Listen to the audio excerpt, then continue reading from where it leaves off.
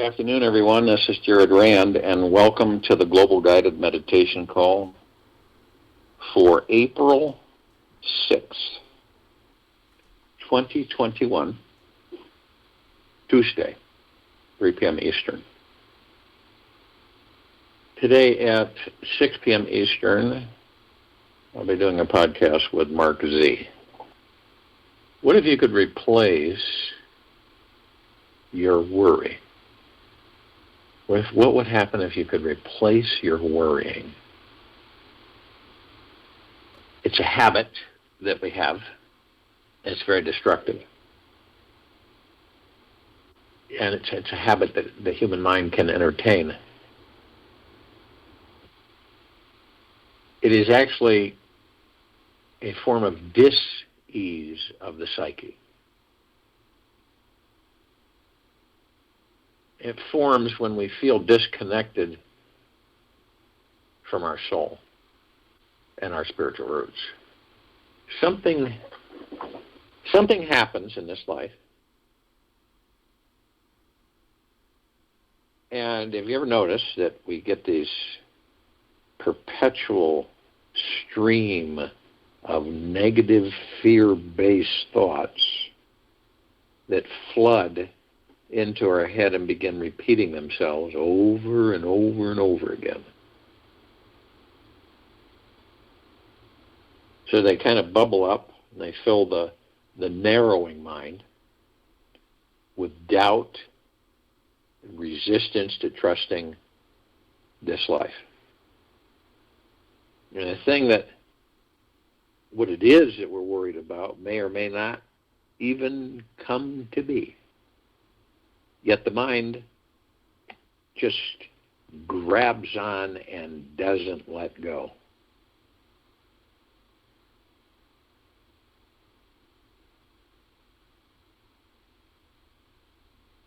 So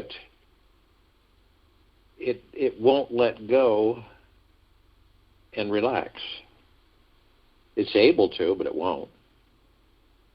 And then worry literally manifests when we rely only on the logical, rational mind to serve as our guide and forget what it's like to live from our heart.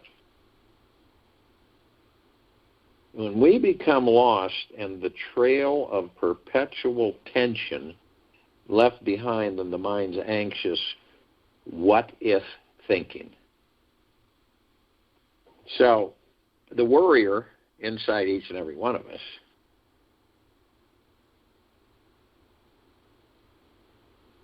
has lost its spiritual roots. It's forgotten how deeply to enjoy this life. That's why it's so imperative for us to be free from attachments in this world and literally embrace trust that everything is always unfolding perfectly in this divine, absolute, intelligent universe, which we know never, ever, ever, ever makes mistakes. So what is worrying is an effect of us not trusting our spiritual connection to the universe. So it's a disconnection. Creates the assumption that we are powerless beings who are not the real manifestors of our future. So literally, we feel that we're powerless and that we are not real manifestors of our future. And we know this, that 99% of our worries never manifest.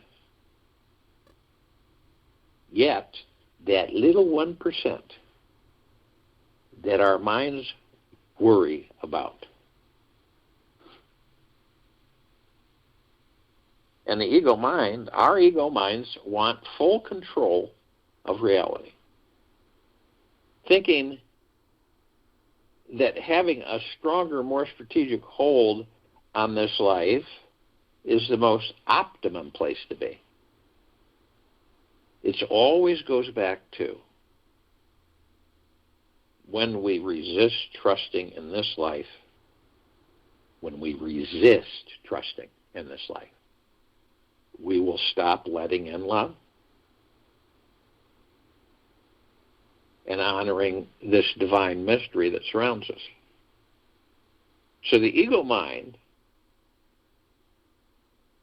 becomes very tight, tense, demanding, controlling, and worried about everything. You ever met anybody that it's like they're worried about just about every single thing?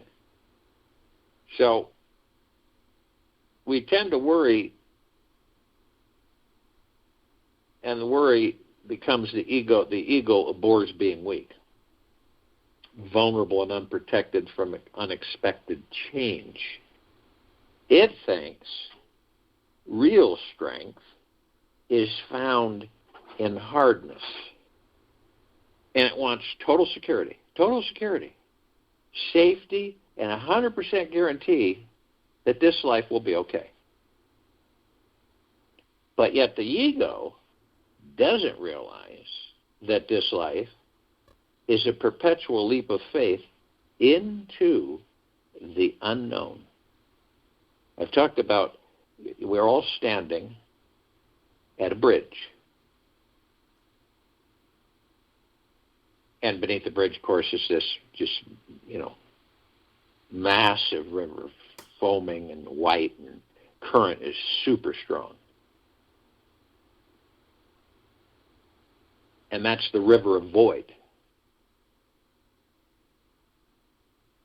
And across the bridge is the land of the unknown. Now, what happens is, where all the opportunities are in the land of the unknown, which are at the end of that bridge, that literally is over the river of void. Now, our egos will convince us, some way, shape, or form, not to cross that bridge. You don't want to know why? Because the ego will come in with the worry, mind and the ego, the worry, okay? And we'll worry so much that we will start thinking, well, if that bridge collapses, I'll be done. That river, there's no way you could survive the current of that river. Or, what's over there? How do I know there's opportunity over there? This is the ego mind working on us, see? Now, that's from the ego mind. That's coming from the head. Now, some of us are from the heart. So we have no issue at all. In fact, the ego mind is not in control. So, very lovingly, we gladly walk across that bridge. And our eyes aren't on the river beneath the bridge. Our eyes are on the shoreline, the land on the other side. Because we know, through our heart minds, and we know that the universe is absolute perfection, that all of our opportunities are there. And we have no worry about that, because we're not in the ego mind. We're not in the head. We're in the heart. So when we cross that bridge, we feel good about it. We feel excited. We have no expectations or attachments, no what-ifs, no maybes, no I wonder when or what. So, and then we cross the bridge and we're into the land of the unknown, which is all the possibilities and opportunities. Now the others that are embracing the head, the ego mind, they're standing there, shaking their heads, watching many of us go across the bridge into the land of the unknown. And they're all talking. Oh, they're never going to be seen again. Probably horrible things are going to happen to them. I tried to convince them not to go, but they went anyway. That's what it's like on this planet. Okay? That's why I always talk about it's all about you. Because until we discover who and what we are, okay, we kind of fumble through this life. Relationships, whatever it may be, everything's a relationship with yourself. If it isn't good with yourself, do you honestly think it's going to be good with anybody else? It's not. See? So why do people still engage that? It's futile. And it brings on suffering. There's no reason for it. Or is there? Well, no, it's the ego mind saying, come on. You don't need to find out about who and what you are. That's just silly. Because the ego mind knows that once you do, they won't be needed. That's why. It's not that they're your enemy. They're actually good allies if you are the master over them. They aren't good masters at all. They're really bad.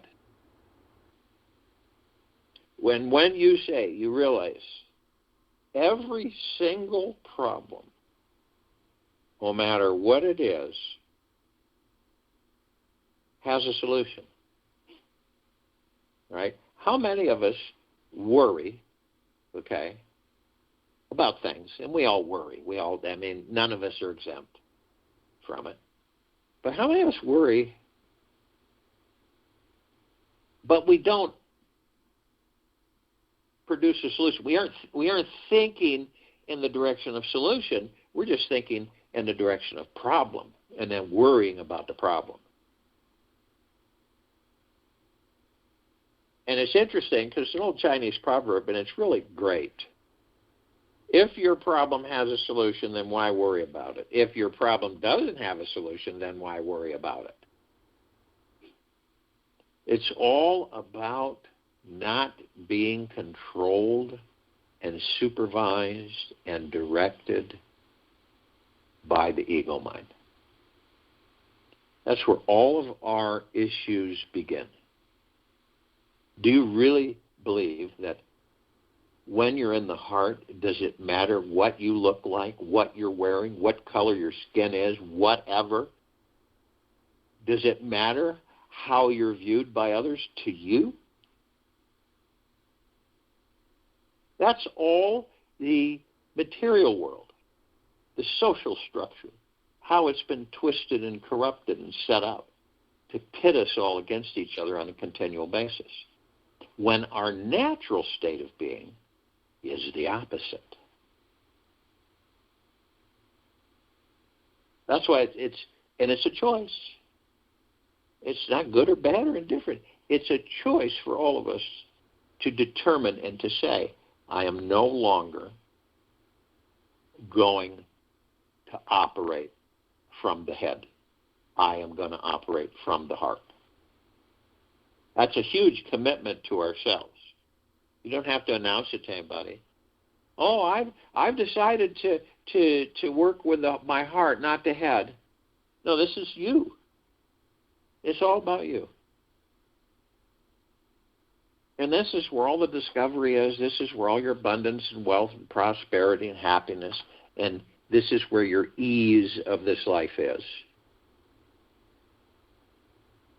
We all worry about the future. Why do we worry about the future? What the reason is we worry about the future? Because we're not in the now. That's why we all worry about the future. I wonder when, if this doesn't happen, what's going to happen? Oh, my. And it's just, we're just filled with it. And a lot of the times, we're so used to it that it's pretty much par for the course, run of the mill, every day. How often do you wake up from your sleep in the AM or whatever your schedule is, and you begin? It doesn't take long, but you're pretty much blanked when you wake up, right? Because you haven't started embracing the ego mind yet. So there's really not. There's a space there. There's nothing. Have you ever noticed that? Maybe not, but there is.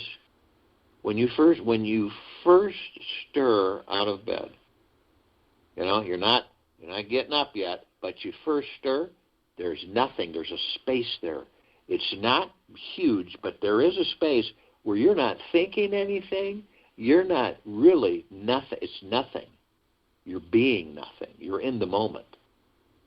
Okay? A lot of us aren't conscious about that because what happens every time?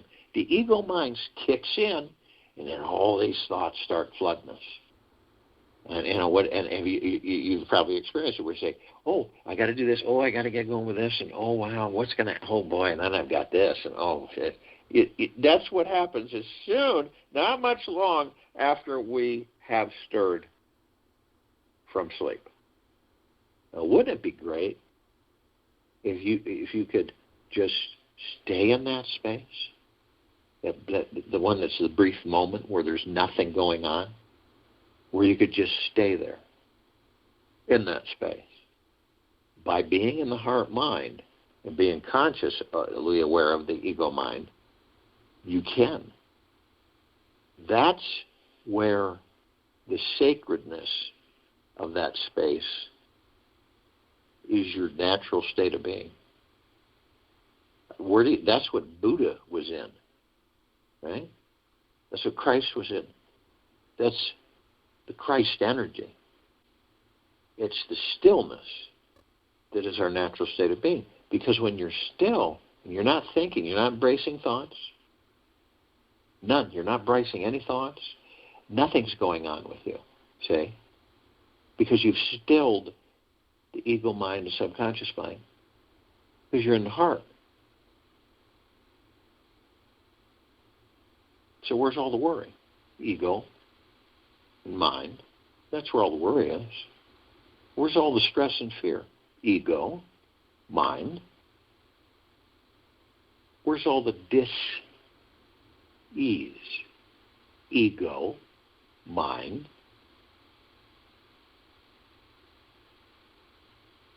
I haven't met anybody yet that's completely exempt from the ego mind.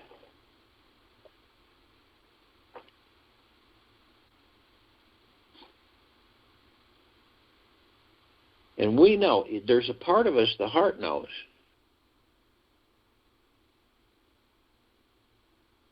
that everything is always going to be good. Now, the worrier that we have within us, it can, we've experienced this, it can get pretty tricky to catch and super challenging to actually stop it. And then we get in the habit of blindly following the over-analytical, skeptical, doubting mindset and feel this is a more intelligent and trustworthy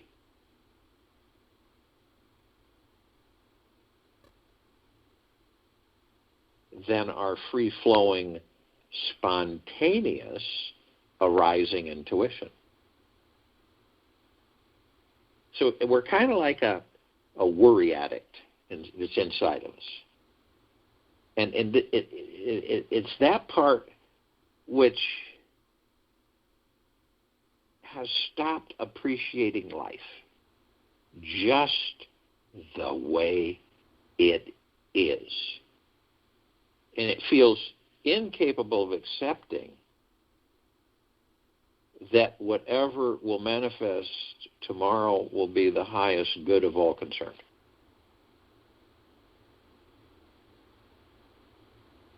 You can kind of look at the worrier inside of us is like a 24-hour slave laborer who is constantly efforting for security through pushing the mind to dwell only on a negative perspective of this life. And it's completely illogical, and it's so fearful that it believes it believes that thinking positively is just some weak, gullible, naive, unrealistic mindset that is unprepared for some potential future horror that could occur.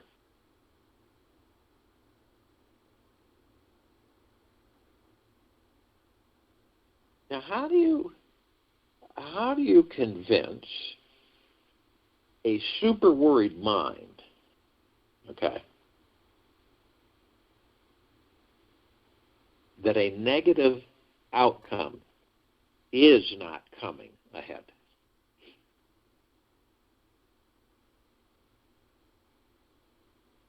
So it's kind of like a biochemical cocktail that's been created in the worry-filled brain that makes it quite challenging and almost painful to believe in positive thoughts. That's why, you ever notice why we gravitate towards doom and gloom? And the worrier feels at home, and life is somewhat under control if it keeps thinking negative thoughts. How crazy is that? So the worried brain cocktail generates this right feeling that we should be worried. Have you ever heard people say that? You should be worried. Why aren't you worried about this? You should be.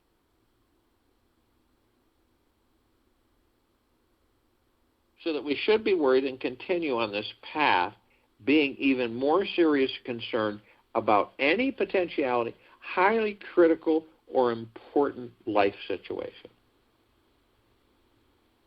So our worried mind cannot trust life or take a vacation because it's never a good time to joke around, have any fun, appreciate our spiritual nature, or celebrate being alive today.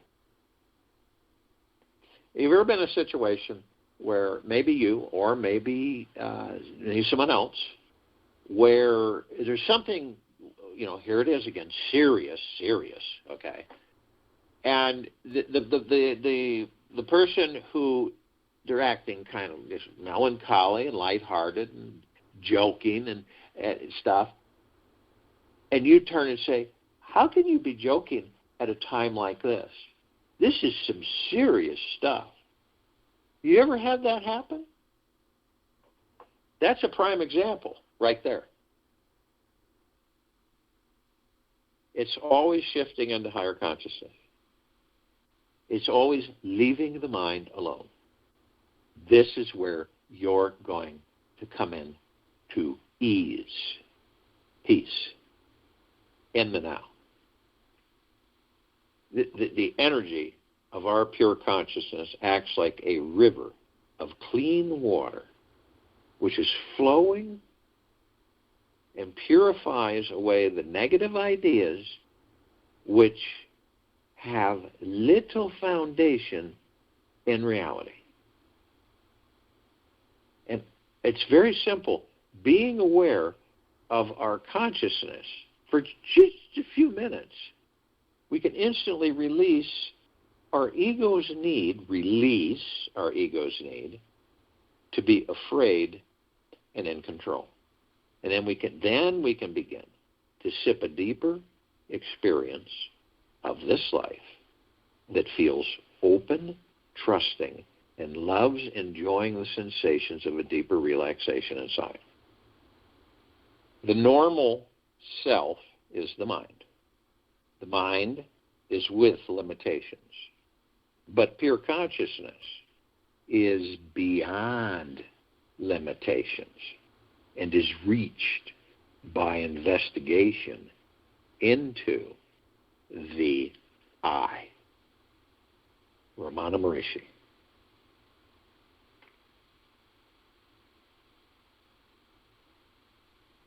And, people say, well, I can tell my mind, several million times not to worry. But the reason why it continues worrying is that it is uneducated. It really doesn't know how to relax the body, love the mystery, and trust in a perfect future. Doesn't know how to do that. See? But can you see the confusion when we allow the mind to control us.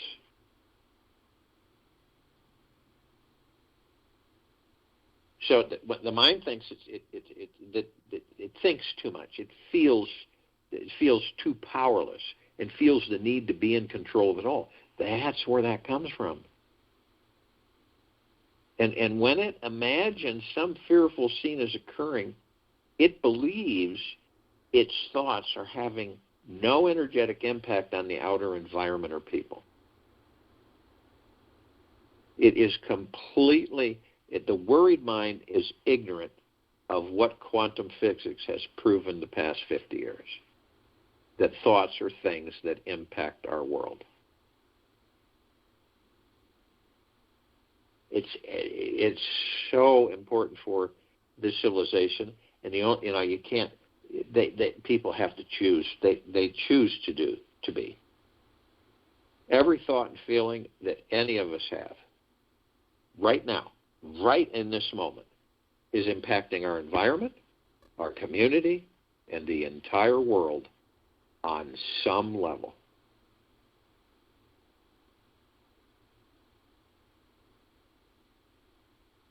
And we know this. Some of you have experienced this, okay?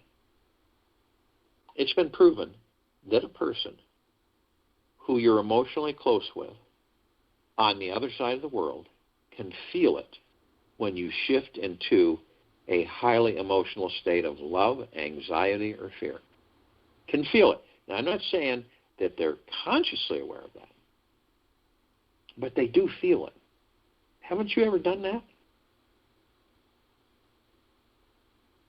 We also know that people are more prone to doing business with those who live from a state of trust, faith, and connection rather than worry and fear. If you come up to somebody and you want them to do a service for you, right? They can't look you in the eye, right? And they act nervous, and they're hemming and hawing. What happens? What do you say to yourself? I'm not going to do business with this person. They don't appear to even know if they're confident in what they're doing.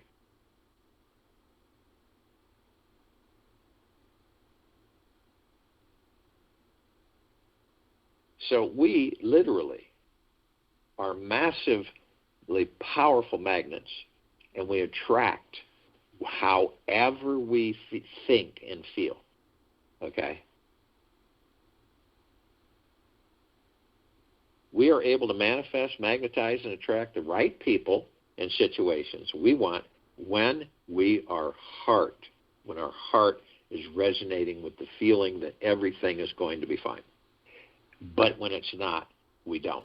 We attract all the wrong things, all the wrong situations.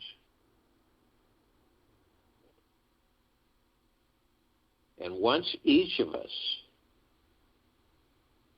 begins to understand the deep power we each hold in every thought we think, the easier it will become to step back from the worried mind and literally transcend it.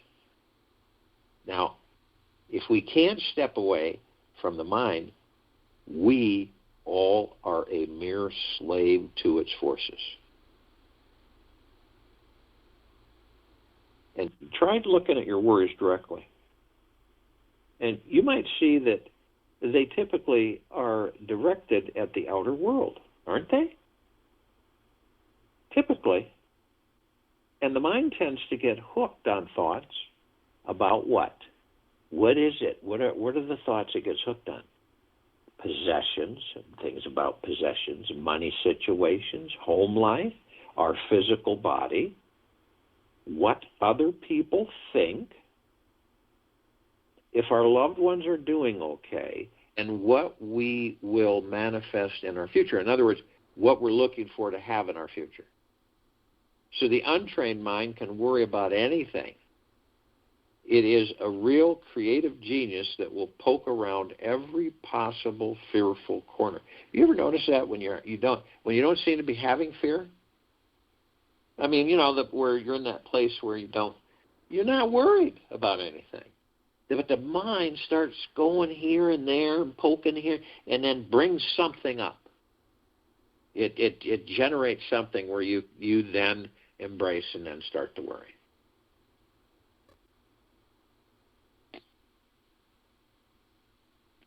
There is only one way to happiness, and that is to cease worrying about things that are beyond the power of our will. Epictetus. So if you will, go to a place where you're not going to be interrupted. And I'm sure we all are. And the first thing that we care to do is relax our bodies. The body isn't the master of you. You're the master of the body. So when you establish an intimate relationship with your body, it's not hard to relax it. You let go of all the attachments, all the expectations. You just surrender everything. All the worries and fears, when you know what the worries, how they were conjured anyway, so that you no longer feel at home worrying. See, most people feel at home worrying. See, it gets to the point where more in the heart, the less you worry. The more in the head, the more you worry.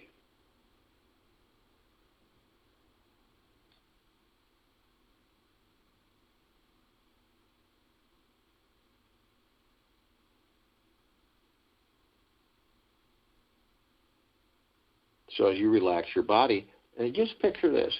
You're standing and you just fall back, you lean back into a chair. You're not looking over your shoulder to make sure you're going to hit it, you don't miss it or anything. You don't have any worries because you have all the trust and faith in the universe and the God within you. So when you lean back, you're leaning back in a God chair.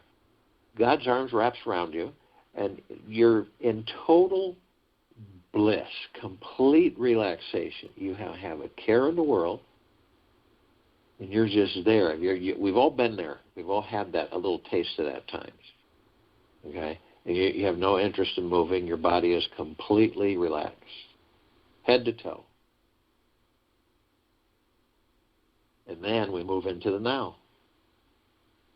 And the now is all we have. You don't have a future that doesn't exist because you haven't created the future yet in the now. The past used to be the now. Now is gone, dead, inert. It's nothing. And the now is a space between heartbeats. And what does it do? It stills the ego and the mind and the subconscious mind. You step out of them. You leave them alone by being in the now. I'm not saying that being in the now is real easy, but it can become that way. It's super powerful. Some of us, we all have memories. Memories are great. We are nostalgic. We reminisce, and oh, that was a great time, wasn't it? But we don't stay there. Now, some people, they'll go into the past, and then it's like an elephant graveyard, It's all foggy and misty, and got all these carcasses, and bones, and so they stay there too long. And then they end up bringing that past into a future that doesn't exist. They create that future from that past and relive that past in that future. That's why, have you ever, maybe you said this to yourself, why is it I keep ending up in this, seems like the same place all the time? Now, others of us will go into the future that doesn't exist because we're trying to figure, wonder what this would be. How would this be and how would that be? And I'm not saying wondering, not wandering, but wondering is fun. It is kind of fun, isn't it? So when you start wandering into a future that doesn't exist yet, and you're wondering, when am I wandering? You're wandering. When am I going to, how is this going to be? And how will this affect me? And when am I going to, and so on and so forth.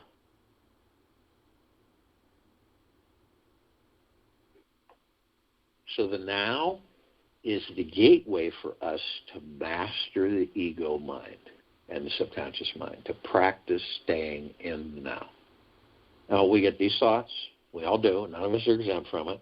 The thoughts kind of just like clouds passing the sky. They kind of float in, and we're bombarded by tens of thousands of thoughts every day. Most of them aren't ours. Now, when we're consciously aware that, okay, you catch yourself, you're in a thought, and you just wander off. You might wander off in the future or the past. Okay? But you know this, and it's not a negative thing. You just consciously say, okay, so I'll focus on my breath, and I'll be in the now every single time. See, when you focus on your breath, you leave the mind and the ego, along with being in the now. This is how you slowly but surely master them, and they become powerful allies.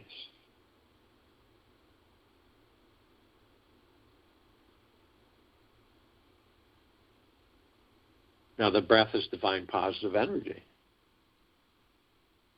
because it sustains the vessel that holds the kingdom of God.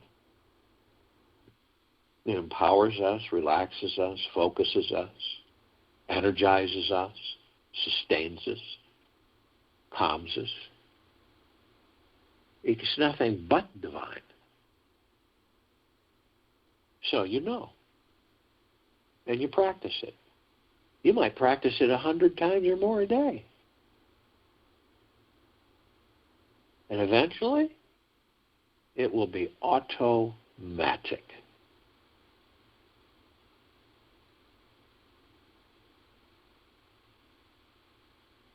So your body's relaxed. You're in the God Easy chair. You're feeling just absolutely, you're not even thinking. Isn't that great? You have no worries or nothing. You're not in the ego mind. You're in the heart. And you're watching your body being completely relaxed, and you see these beautiful colored wheels of light running through the center, from the tailbone all the way to the top of the head. There's 7 of them. And they're colors that you've never seen here on this planet. They're so much more vibrant and alive. And you see there's an energy sustained within them. And that is the God Force Love Light energy. So you take your breath, your divine positive energy, and you join it with the God Force Love Light energy, and you move them both through these energy vortexes, these colored wheels of light. They all are different flowers with different geometrical shapes in the centers. They connect us to all of our organs, our chi, our life force, our God Force Love Light energy. They tell us a lot about our organs, our body functions, and our emotions in this life. So you see, you look at the red wheel of light. You look at the red wheel of light. And this is the root chakra, the Muladhara. It literally is our foundation and feeling of being in the motion of our lives. The Muladhara. It's our career, our money mindset, it's our sense of belonging. It is our survival. And it's blocked by our fear. And then we move to the orange wheel of light. This is the sacral chakra, the Vadhisthana. This is our pleasure, our sexuality, our connection, ability to accept others and new experiences.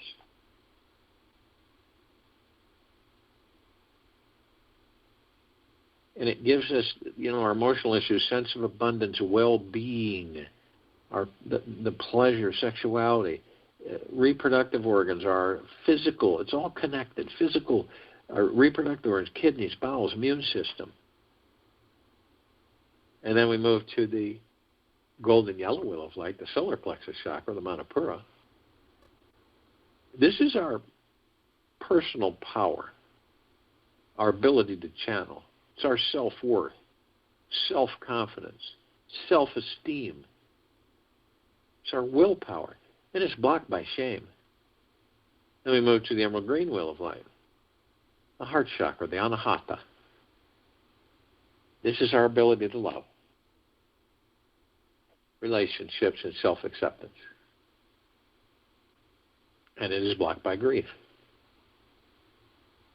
And then we move to the blue wheel of light, the throat chakra, the Vishuddha. This is our self-expression. It's our ability to communicate. It deals with our truth, and it's blocked by our lies.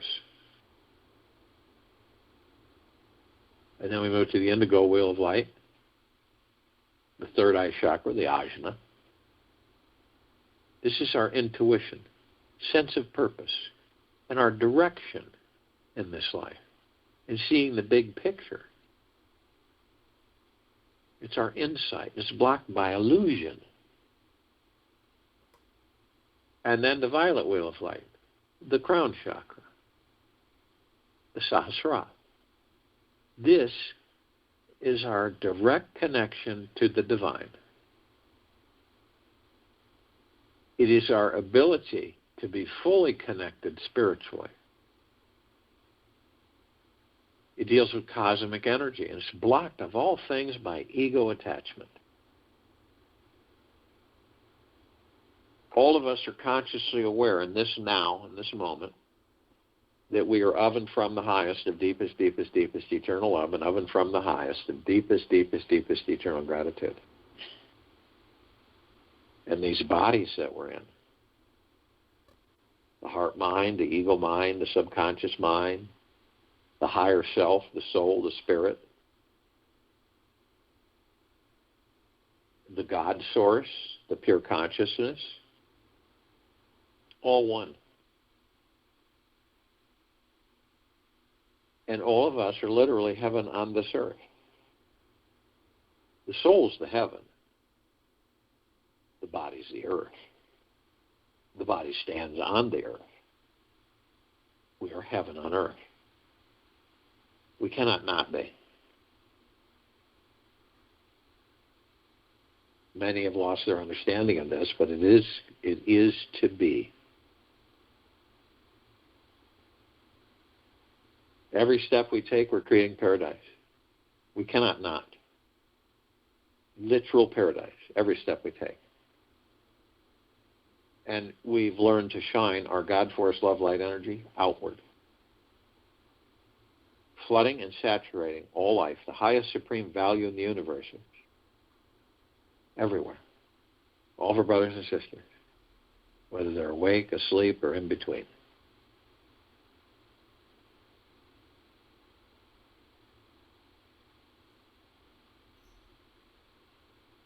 So if you could take a trip outside the planet and you could look at it from afar, you would see that it glows with billions of consciously aware gods, that they are pure, deep, eternal love, that they are creating paradise. This is a God planet paradise. Now, we're all part of the collective consciousness. We're all pieces of each other, right? We make up the one God.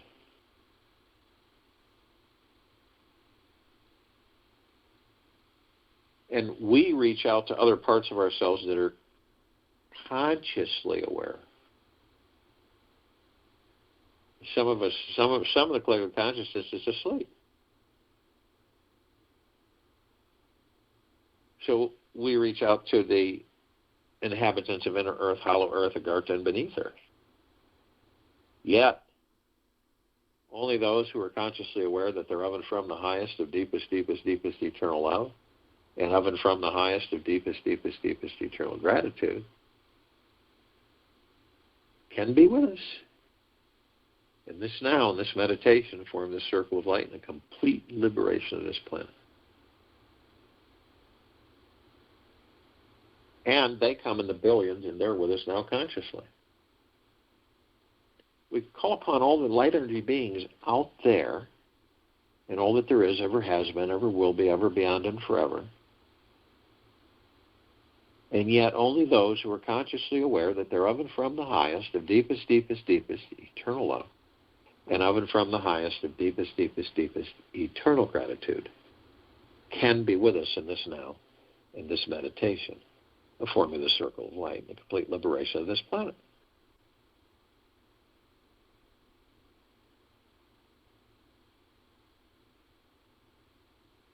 Now, they come in the gigaplexes. And one gigaplex fills this entire universe. They come in trillions of gigaplexes from trillions of universes in every direction. And they are with us now consciously. We call upon all the galactics, the off-worlders, the celestials.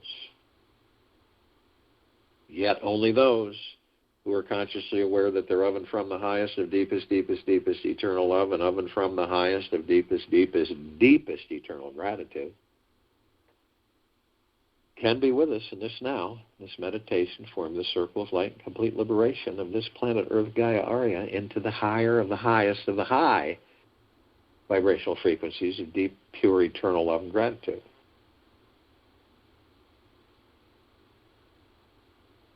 Now, we're only familiar with a smidgen of them.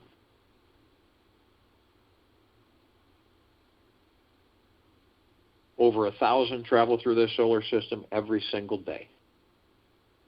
Trillions travel throughout the universes every single day. And the ones that we're kind of familiar with, the Pleiadians, Sirians, Arcturians, Andromedans, Felines, Zeta Reticuli, Nords, Greys, Reptilian, the Draco, the Golden Pyramid, the Avian, many, many, many more. Now, they've been assisting us in our evolution, enlightenment, ascension, freeing ourselves from our own self-imposed bondage and our own self-imposed slavery.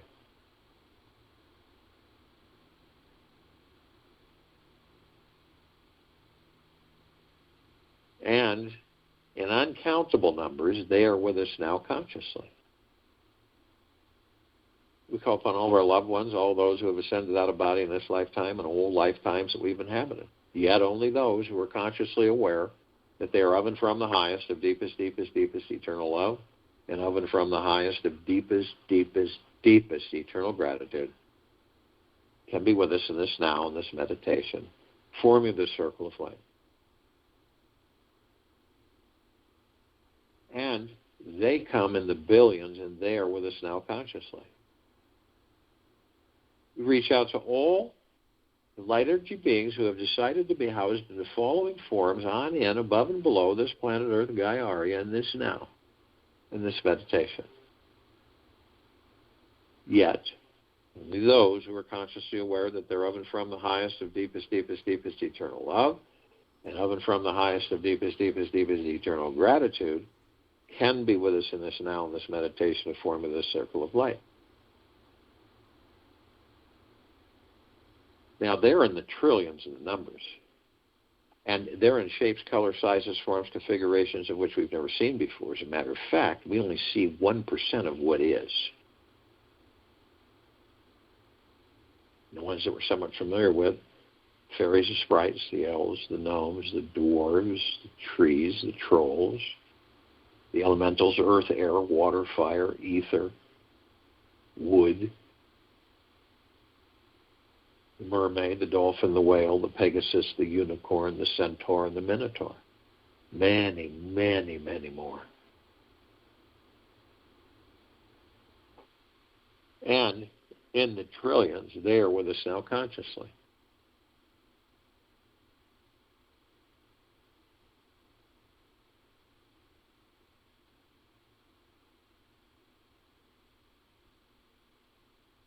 We're all gathered, arm in arm, hand in hand, in full compassion, non-judgment, non-ego, non-negativity, stillness of mind, gentleness, kindness, generosity, humbleness, bliss, joy, peace, tranquility, benevolence, prosperity, abundance.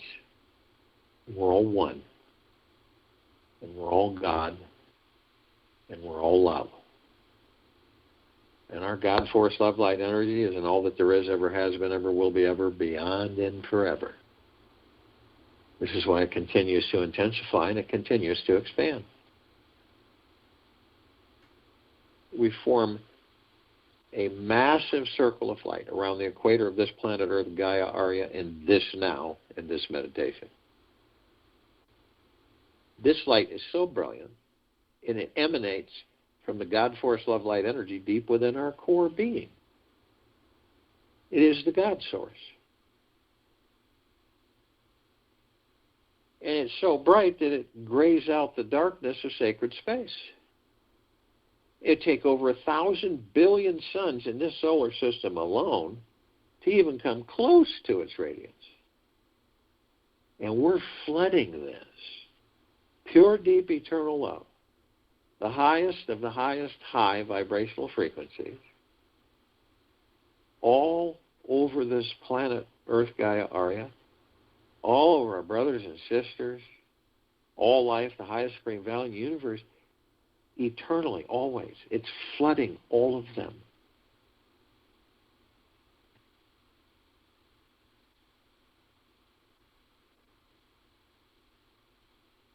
There's no way that this planet cannot not be liberated.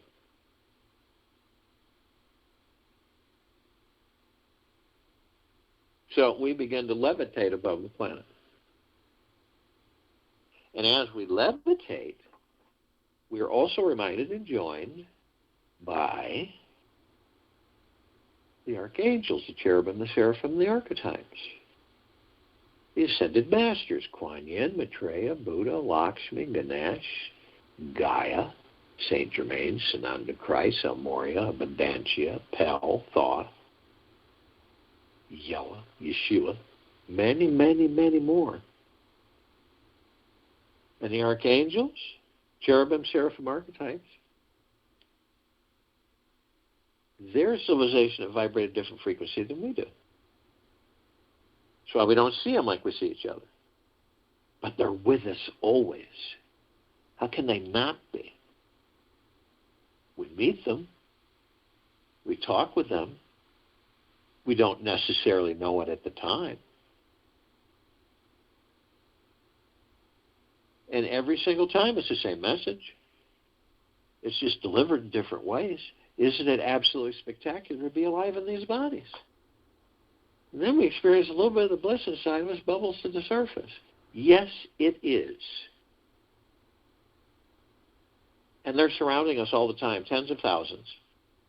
Because of their vibrational frequency, they can house a large number in a small area. Ascended masters, they are those who have ascended into body, mastered body, physical form, and send it out. Hold pure consciousness, God form.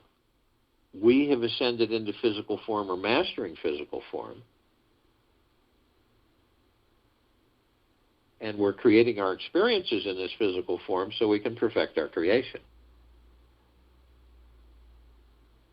And eventually, if we become aware enough, we will know before we leave these bodies that we are the light, so we don't need to follow a light.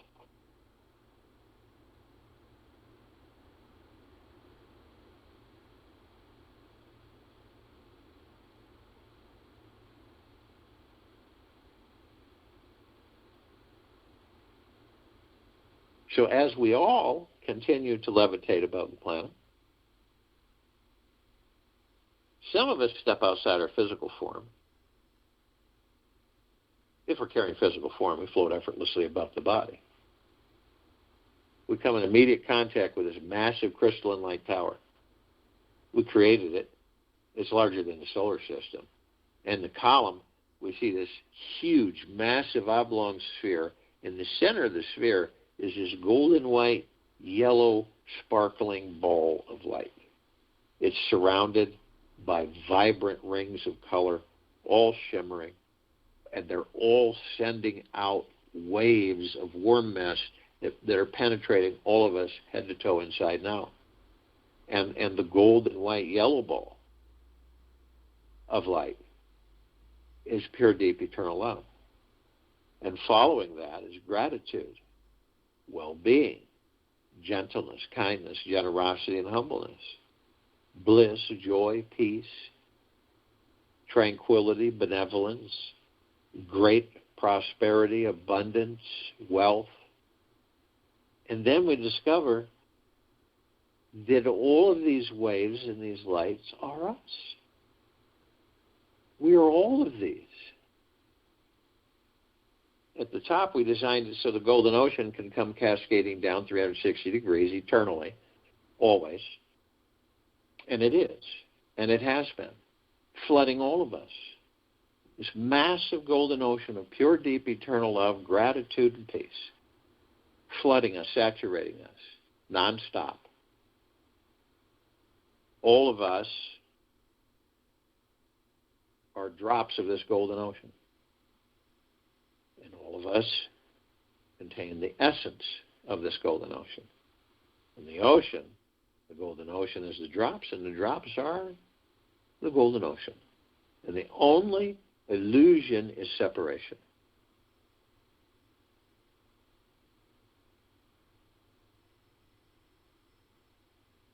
We see our meditative sphere. It's that center circle. We created this sphere over 3 years ago. It houses over 1,300 of our meditations in perpetual motion, which means always. Hundreds of millions of us on and off planet, all gathered, all consciously aware, all parts of the collective consciousness, all parts of the one God, the God source, flooding this planet and its civilizations, all life, the highest supreme value universe, head to toe, inside now, nonstop.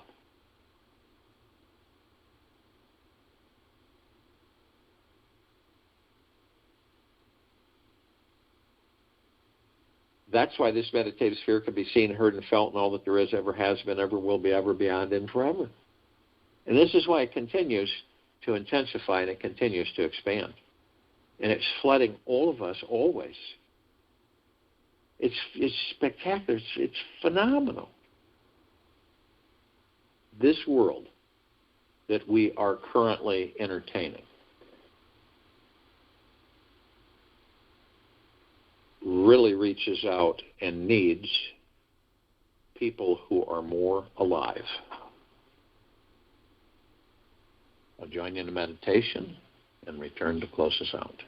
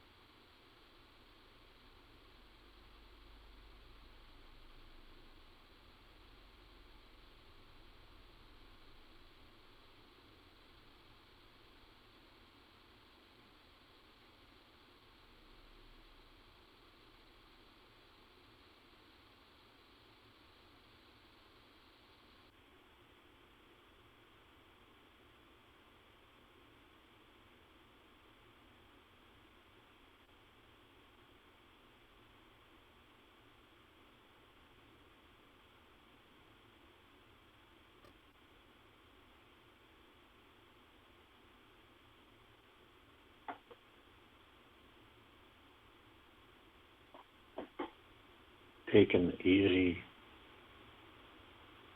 breath in through the nose and an easy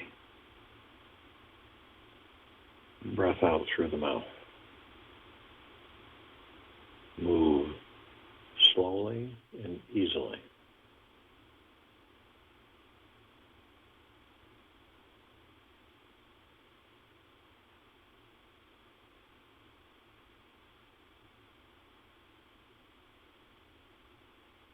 Whatever the conscious mind thinks and believes, the subconscious identically creates.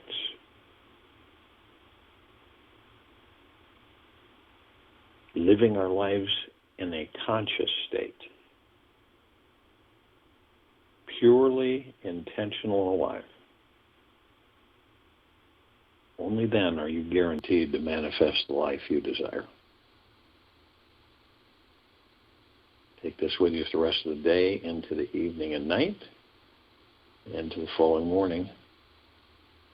And we will return here Wednesday to continue our Global Guided Meditation call, April 7th, 2021, at 3 p.m. Eastern, and then at 9 p.m. Eastern, our Time for Change call. And at 6 p.m. Eastern today, I will be on the Mark Z interview.